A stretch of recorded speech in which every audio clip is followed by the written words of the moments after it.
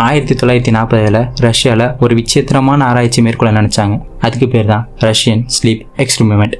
இந்த ஆராய்ச்சியின்படி ஒரு மனிதனால் எவ்வளோ நேரம் தூங்காமல் இருக்கணும் முடியும்னு பார்க்க நினச்சாங்க.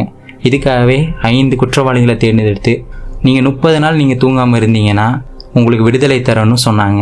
இதுக்காகவே பிரத்யேகமான ஒரு அறையை ஏற்பாடு பண்ணி அவங்களுக்கு தேவையான உணவு, உடை, அவங்க தூங்காமல் இருப்பதற்காக ஒரு சில கேஸையும் உள்ள அனுப்பிச்சாங்க. முதல் ஒரு வாரம் எந்த ஒரு பிரச்சனையும் நடக்கலை. 6வது நாள் அவர்களுக்குள்ள சிறிய சண்டைகள் ஏற்பட்டுச்சு. 8ஆம் நாள் அவங்க ஒருவருக்கு ஒருவர் தாக்கி கொண்டாங்க. 9வது நாள் அதில் சில பேர் இறந்தாங்க. 15ஆம் நாள் ஒரு சில ஆராய்ச்சியாளர்களும் அவர்களுடன் சோல்ஜர்களும் உள்ளுக்குள்ளே சென்று பார்த்தாங்க. அங்கே எல்லாருமே இறந்து போய் ஒருத்தன் மட்டும் தன்னோட தோலையும் அவனோட சதையும் அவனே தின்னு உட்காந்து கொண்டு இருந்தான். அவங்ககிட்ட போய் ஆராய்ச்சியாளர்கள் கேட்டாங்க, யார் நீ அப்படின்னு.